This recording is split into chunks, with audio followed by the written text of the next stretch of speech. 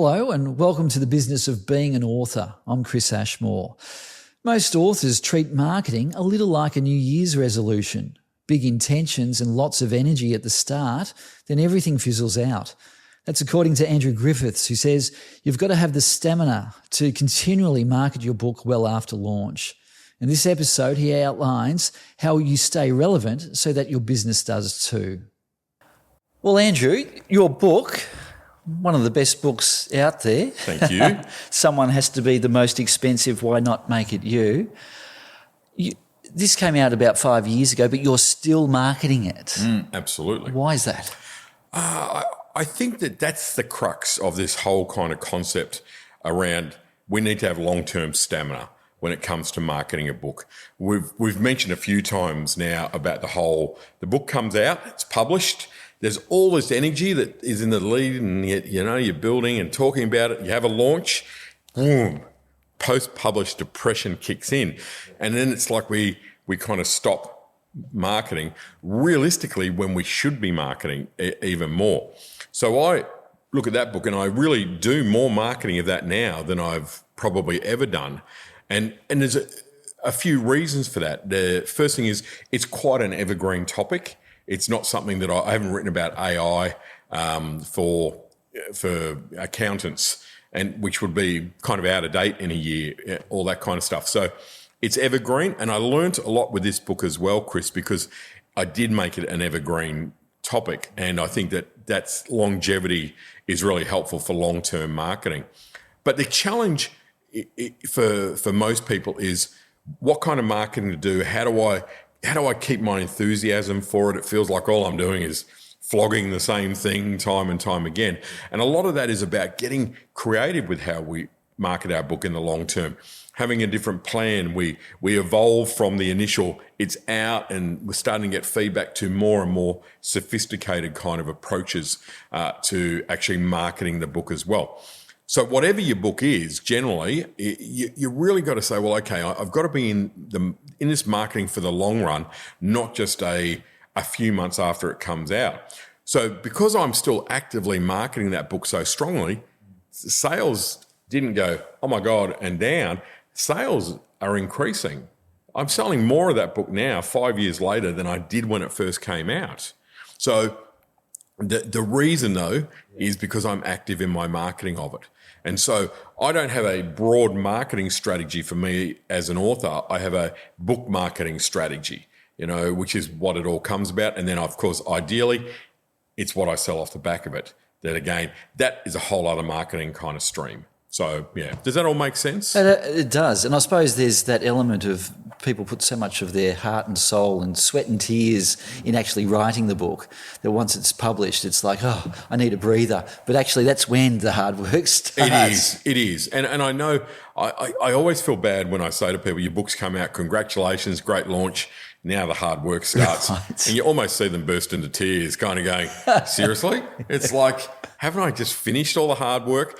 And again, for those who are really fair income and serious about this concept of building their business as an author, this is one of those mindset shifts. If you think back to when we spoke about that too, Chris, one of the things I talked about there was playing a long game and being able to kind of play that long game. And this really does apply there. So if you want to have the book in the middle of your kind of business model there and kind of go, okay, well, I want to sell coaching and I want to sell keynotes and I want to sell online programs or whatever. The more you market the book, the more you sell those things, because the objective is to get your book in the hands of as many people as possible who are your ideal clients. So if we stop marketing, generally you stop selling, you stop getting opportunities, you stop getting collaborations, you stop everything. So I am looking across the whole gamut of things. I'm getting bulk sales, we spoke about last episode. I'm getting collaborations on a regular basis because people are reaching out to me going, hey, love your book, love the idea, love you to come on the podcast show, all other kinds of media. Just so many of those opportunities. So whilst I'm marketing the book, I'm marketing my entire author business. Right. Yeah. We mentioned a plan, so you need a marketing plan for the book. How does that work? I think, like most things, it doesn't need to be War and Peace. I don't think you need to go and spend 20 grand to get a marketing person to do your plan. But I think that you need to have some kind of marketing plan on an annual basis. So for me, how that would start, I guess, like first year that the book is out, that you would kind of go down the logical paths where you would have, okay, well, I'm going to have a plan for, break it down into things like social media. What does my 12 months of social media look like? And again, you can't just do, here's my book, here's my book, here's my book, here's my book, here's my book for 12 months. You need to get a bit more creative. Think about the content matrix that I spoke about earlier on another episode. But really, get your social media and your content, really clear. Look at then developing, okay, collaborations to me are a big marketing opportunity. So if you can do one significant collaboration a month, well, that then fits in. There's a fair bit of work in coordinating those. So you might be doing a webinar every month with someone else as a kind of collaboration. So you need to spend time to be working on those things. I think if you think back about that conversation we had about having an author collaboration map, look at all of the potential contacts, clients, groups, associations, affiliations. Well, you want to kind of work them into your marketing plan as well. So you can see all of a sudden we've got social media, content, collaborations. We've got, marketing campaigns where you might even want to start to break it down into more kind of subsets rather than going general.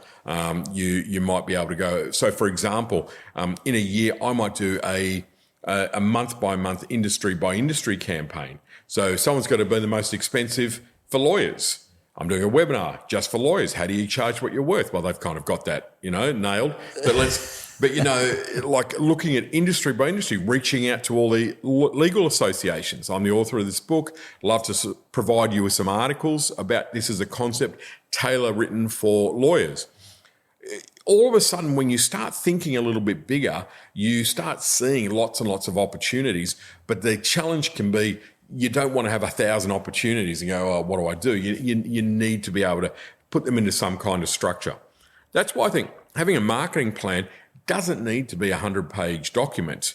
Even just a one-pager that this is my social media outline, how I'm going to be active, what I'm going to do. This is my content strategy. They're kind of tied together. These are my collaboration strategy that I want to do. These are my actual maybe marketing ideas that might be campaigns or ideas. This might then dive a little bit more into specific marketing, industry by industry or type by type. And if you had 4, 5, 6, 7 streams that you look at like that in a monthly breakdown, you got a really solid marketing plan for your book. And I think rather than sitting there going, oh, what am I going to say today? What am I going to do today to market my book? You've actually got it mapped out. First year, it's going to be a little bit clunky while you're still figuring out how to do this. But after a while, you get the hang of it and you get better at it. And then you get, it's more systemized. And generally, you're then also able to market back about the results that the book's got, the people that have utilized it, the media one of the other kind of arms there, of course, is media that you want to have in your pillar there. So you've got that covered as well. And you can then, work on the results. You're on podcasts, that then feeds into your social media and your content. Hey, I was on Business Essentials. Click the link, go and check it out. You start to have a lot of activity. You're also then probably, after a few years like I am right now, going, well, it's probably time to start thinking about doing an updated edition. New cover, put some diagrams in there, some testimonials now from people who have read it and used it, maybe do an intro. It's 2026 now. What's changed? So minimal changes, but now my marketing then goes around, well, the new updated editions come out. It's got more diagrams, more case studies, more this, more that. All of that, it becomes a really kind of comprehensive marketing plan that then you can work to, just like you would in a business. A normal business where you go, well, if I'm running a butcher, baker, candlestick maker, I'd have a marketing plan, hopefully. That's what I'm trying to drive home, this whole concept. Treat it like a business, not like it's a hobby, because you'll soon run out of ideas and thoughts and end up doing nothing. That's why this is so important, this particular topic. Absolutely. You talk about the marketing evolution map. It's for me, it's a little bit, year one is kind of like the buzz of the book and there's you're getting results and it's media and stuff like that. Year two, you tend to move a little bit more into the more sophisticated. Maybe that's when you start to do a bit of industry by industry stuff, a few more case studies, you branch your, even your media probably gets a little bit more sophisticated in there. You might do more specialist media. So rather than like a general media, now you're doing industry by industry media. You start to fine tune it. So the evolution piece comes into play. Now, also remember, for me, a big part of this is I start marketing my book a year before it comes out. I design the cover. First thing I do is design the cover before I start to write it. So once I've got a cover, I can start to say this book is coming in 2028 or 2027 or whenever it might be. I can actually kind of start that 6 to 12 months worth of marketing before. So if you talk about the evolution map, you're marketing it before it even comes out. Then you really launch and doing that. Then you're evolving your idea, your thinking, getting more sophisticated, time for an updated edition or a new book, and then you slide into that. So you can be very sophisticated in how you actually market your book, and that's what you need to be. But the key is you've got to have the stamina to keep doing it. Right. Is there a balance between old school marketing and new marketing with, I suppose, online and that kind of thing these days? There is, and I'm always a bit of a believer in the balance between old school and new school. And for me, old school is more tactile. It's like posting stuff to people. It's like creating brochures. It's, doing those kind of things. And new school is digital without a doubt. And I just kind of feel a little bit that it's kind of gone the full pendulum. Now, it's all digital. It's all online, which is great. It's efficient and all the rest of it. But it's what everyone's doing.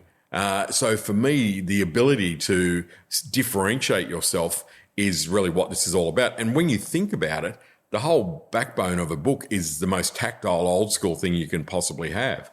So my marketing from an old school point of view, the new school is stuff that we know, right? When we're talking about social media, digital, all of that kind of stuff. But when you're talking about old school, it's about getting your book in the hands of people without a doubt. But I have collateral and brochures and promotional things that I would utilise all the time. If I'm, contacting organisations to look at doing a whole pile of work for them, which would cover everything from keynote speaking to developing programs, products, etc. But I make it tactile because it turns up with my book. You know what I mean? In the mail. So you kind of look at that and go, wow, that really stands out. So even for doing campaigns within industries or whatever it might be, print material, do tactile stuff that really, I think, differentiates. And that'll also differentiate you as an author. Not do one old school or new school, do both. But just kind of look for ways to stand out. Look for ways to really be, I think, different in your marketing is probably what that message is.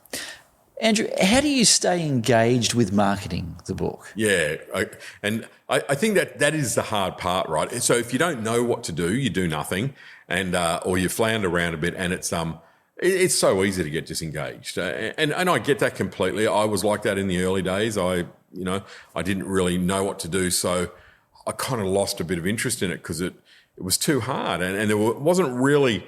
There was no book saying this is how you should market your book or how to market your business as an author. I think a few things. One is collaborations really actually help. Working with others kind of gets you fired up again because people are asking you, talking about your book. You might be doing a webinar, for example, or a workshop or something. So there's conversation around it, which is great. I think things like doing media interviews keeps you fired up. I think getting bulk sales, that keeps you fired up. And that leads to the other point of when you're really marketing your book well, and that's driving your business as an author, you're going to get results.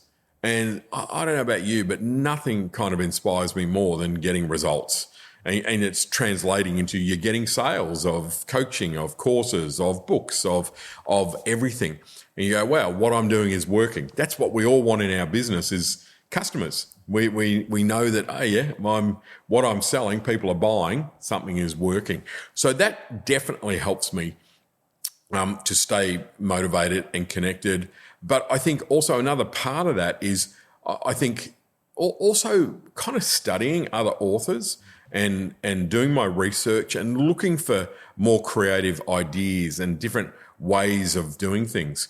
You know, like at the moment, I'm kind of doing a bit of work in AI to go, okay, well, if I could use AI to translate my books into 25 languages in an audio version, not in a print version, but in audio books, that would be an amazing kind of thing. All of a sudden, I could, you know, markets like the Spanish market are huge. And you look at that and go, wow, what an amazing thing. So I'm working with a couple of friends to say, well, okay, maybe we look at doing 5 languages for one of each of our books, and we build an international site around that. And go, wow. So I think kind of adapting and evolving my kind of marketing and my thinking, using technology as much as the old school kind of stuff keeps me engaged. And also makes me kind of go, wow, I've touched the tip of the iceberg.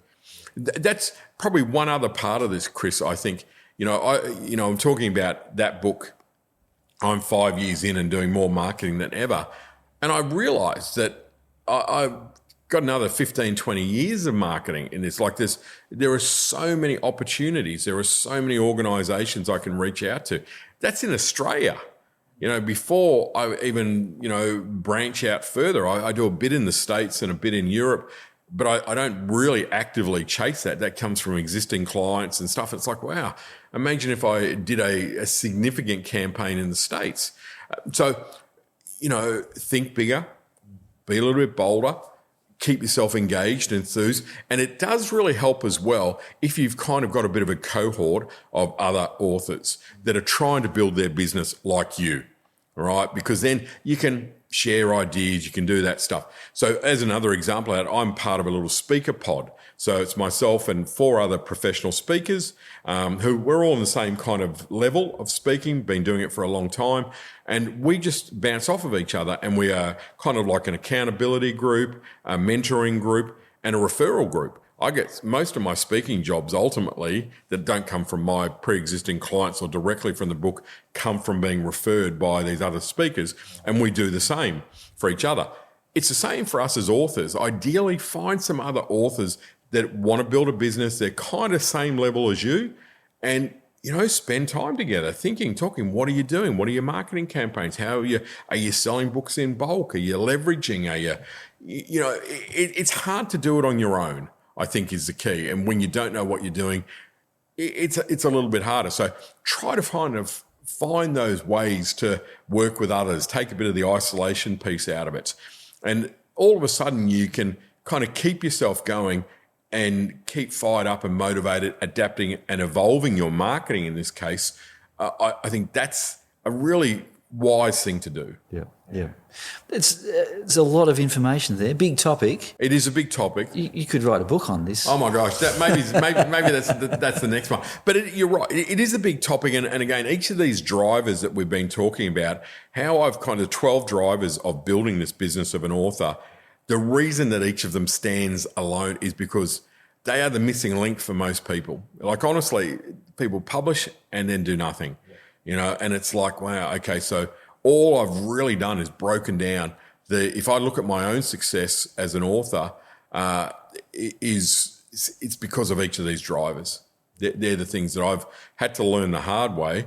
And I guess my point here is I'm hoping to teach people how to do this stuff so that they speed up their own success and just keep them engaged with their book, because it's such an extraordinary tool. Absolutely. Well, Andrew, again, before we go, 3 action steps. Great. So I think number 1, I would say to understand that with marketing, like most business practices, you build momentum over time. So with that latest book of mine there, we're talking about year after year, building momentum with the book. And we've got to look at it as that kind of approach. That's what we want to do, rather than a bit of scattergun stuff and then just kind of losing interest. Build momentum, and the book will just keep on giving. I think that's a key there. For me, I think it's really important to also have a simple but a smart and achievable marketing plan. Just break it into those categories that we've spoken about, and just go break it into the categories and into the months, and just have your activity for that particular month. Do campaigns rather than kind of ad hoc stuff around, social media, content, collaborations, marketing campaigns, specifically industry campaigns, media. Have those on a month-by-month basis. And I think that you've got something to work towards. I think that's a key. And then I think the last part of that is kind of around the business imperative concept again, and that's around building really good routines. So the authors who I know, who I think get the best results from their marketing, they have one day a week that they commit to leveraging their book. That's their key. They do a Monday or a Friday, full day on marketing, leveraging, collaborations, whatever it might be. So I think whatever works for you, if you can, I do the same thing. Even though I'm leveraging every day and doing all that stuff, I have every Monday is my dedicated kind of book day. And that's when I'm doing my marketing strategies, writing my content, doing my collaborations, etc. So I'd encourage people to go, right, if you don't make it a priority in your map, in your weekly calendar, in your whatever it might be, that however you operate, you'll never do it. It's like so many things. Unless you prioritise time to go to the gym, you don't go to the gym. If you don't prioritise time to write a book, you'll never write it. So same with marketing, but probably even more so that you've got to have dedicated, committed time and develop great routines around the marketing side of things for your book. I've got me all fired up now. I want to go back and redo my next 12-month marketing strategy. That's good. That's good. Andrew, thank you. Yeah, thanks, Chris. Great topic. Appreciate the questions.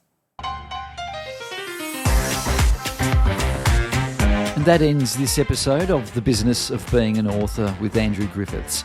To learn more or to contact Andrew, please visit andrewgriffiths.com. Until next time, thanks for listening.